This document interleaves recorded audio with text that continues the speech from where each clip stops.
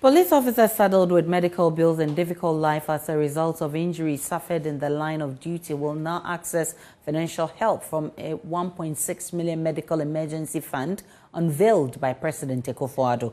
The fund is part of three major projects unveiled earlier today to boost healthcare delivery for men in the service. The other two, a new outpatient department has been opened at the police hospital to ease congestion, plus a virtual medical center to help officers access medical services anywhere in the country. President Akufo-Addo spoke at the event. I commend the police administration and the management of the police hospital for constructing this new OPD, which will help decongest the existing facility, which hitherto was responsible for seeing to patients with emergency cases as well as to regular OPD patients. This new OPD, which cost a modest sum of 180,000 cedis, will be dedicated to emergency cases only, in line with best practices. It will ensure a clear line of separation between emergency cases and routine OPD visits, thereby improving the quality of service delivery at the hospital. I'm particularly excited about the establishment of the Virtual Medical Center, the second project I'm commissioning today at this hospital.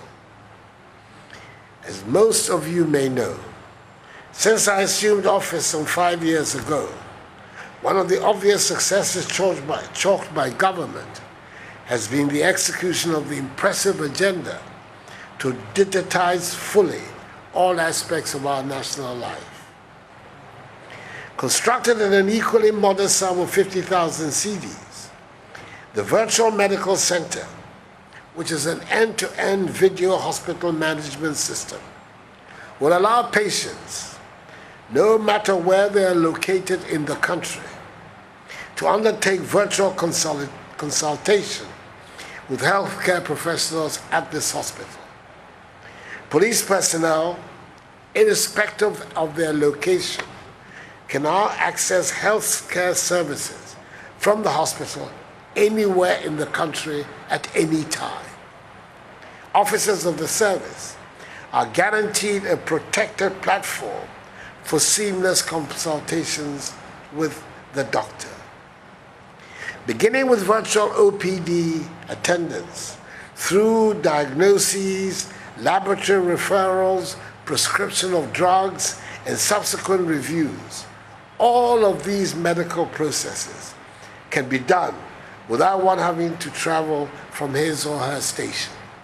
Indeed, if the medical situation of a patient demands a higher level of attention, the medical doctor will immediately make the necessary arrangements for the patient to be evacuated to the nearest medical facility for treatment.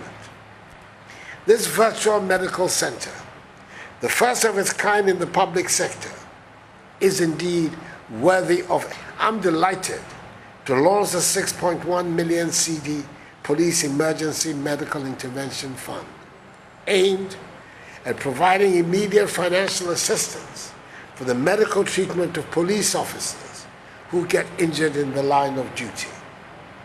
I've been assured that beneficiaries do not have to go through the usual bureaucratic and the associated delays which have in the past resulted in some cases in personnel losing their lives whilst awaiting treatment and the deterioration of medical conditions of some others.